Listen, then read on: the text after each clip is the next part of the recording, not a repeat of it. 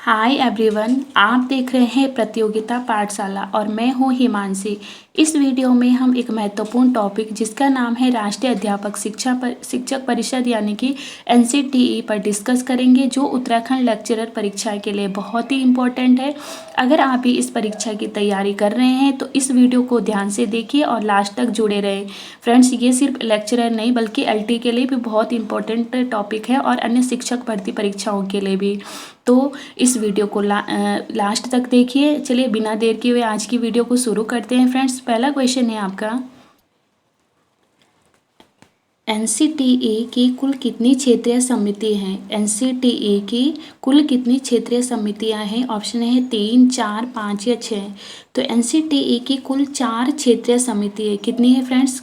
कुल 4 क्षेत्रीय समितियां हैं जो विभिन्न क्षेत्रों में शिक्षक शिक्षा संस्थानों की निगरानी और नियमन का कार्य करती हैं। और ये 4 क्षेत्रीय समिति कहाँ पर है ये भी ध्यान दीजिए।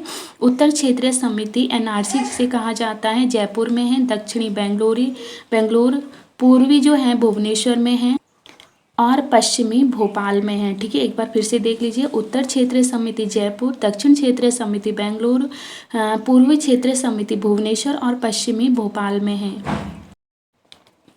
नेक्स्ट क्वेश्चन है फ्रेंड्स आपका, एनसीटीई यानी राष्ट्रीय अध्यापक शिक्षा परिषद में कुल कितने सदस्य होते हैं? 30, 35, 40 या 50?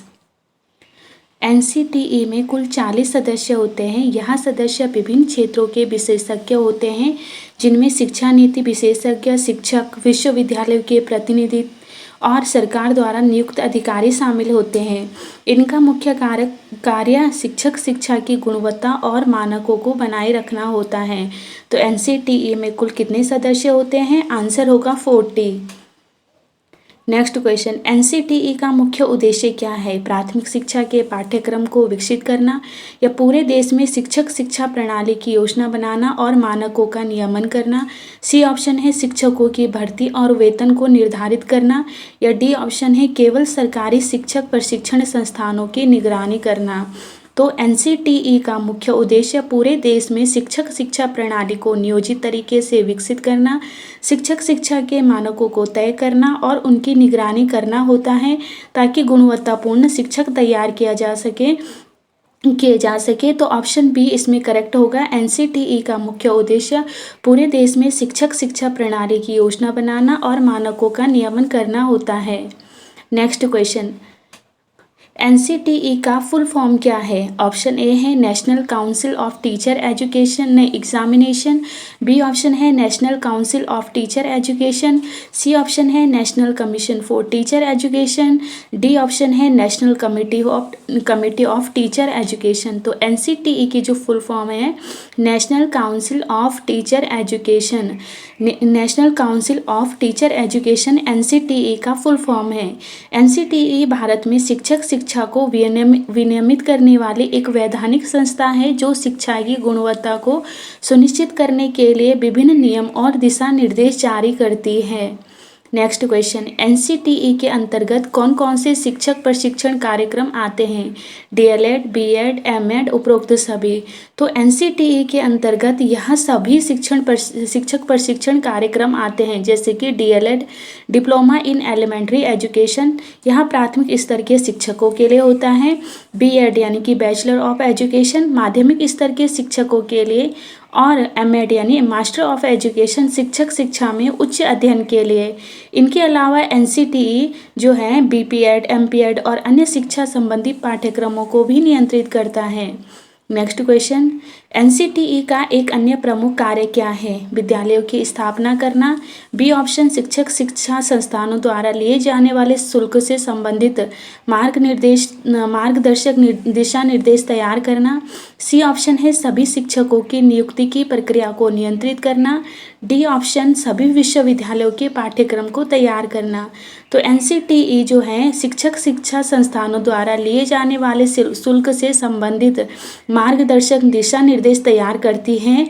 यहाँ शिक्षक शिक्षा संस्थानों द्वारा छात्रों से लिए जाने वाले शुल्क और अन्य वित्तीय मामलों से संबंधित मार्गदर्शक दिशा निर्देश तैयार करता है, और एनसीटीई सुनिश्चित करता है कि किसी भी संस्थान द्वारा अनुचित शुल्क ना लिया जाए और शिक्षा सबके लिए सुलभ बनी रहे।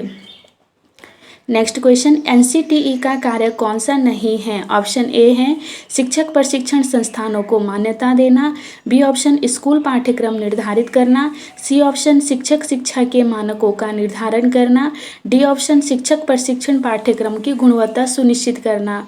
तो एनसीटीई शिक्षक प्रशिक्षण संस्थानों को मान्यता देता है और उनके पाठ्यक्रम की गुणवत्ता सुनिश्चित करता है, लेकिन यह विद्यालय के पाठ्यक्रम को निर्धारित नहीं करता। यह कार्य तो एनसीईआरटी और एससीईआरटी जैसे संस्थाओं के द्वारा किया जाता है। ठीक है, तो एनसीटीई का कार्य कौन सा नहीं है? स्कूल पाठ्यक्रम को निर्धारित करना एनसीटीई का कार्य नहीं है। नेक्स्ट क्वेश्चन, एनसीटीई की स्थापना कब की गई थी? ऑप्शन ए है 17 अगस्त 1993, बी ऑप्शन 17 अगस्त 1995, सी ऑप्शन 29 दिसंबर 1993 और डी ऑप्शन 5 सितंबर 1996।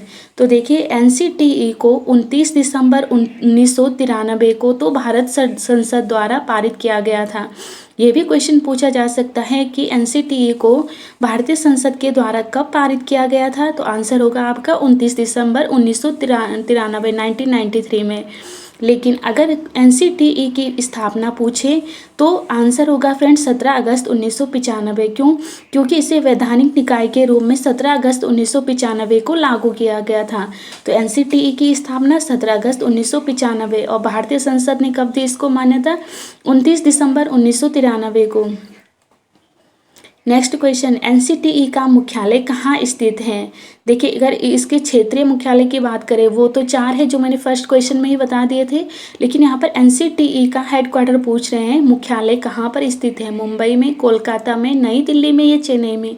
तो एनसीटीई का मुख्यालय नई दिल्ली में स्थित है, जहाँ से यह पूरे देश में शिक्षक शिक्षा से जुड़े कार्यक्रमों का नियमन करता है। तो ऑप्शन सी इसमें करेक्ट हो जाएगा। नेक्स्ट क्वेश्चन, एनसीटीई द्वारा प्रकाशित पत्रिका का नाम क्या है? Indian journal of teacher education, teaching times, education research journal या लर्निंग एंड टीचिंग? तो NCTE Indian journal of teacher education नामक पत्रिका प्रकाशित करता है, जो शिक्षक शिक्षा से जुड़े शोध, अध्ययन और नीतिगत जानकारी प्रदान करते हैं। ये सभी प्रश्न जो बताए फ्रेंड्स अभी मैंने आपको एनसीटीई अर्थात राष्ट्रीय अध्यापक शिक्षा परिषद के प्रमुख विषयों को कवर करते हैं और एग्ज़ाम के लिए बहुत ही इम्पोर्टेंट है। आप इन्हें बहुत अच्छे से पढ़ लीजिए।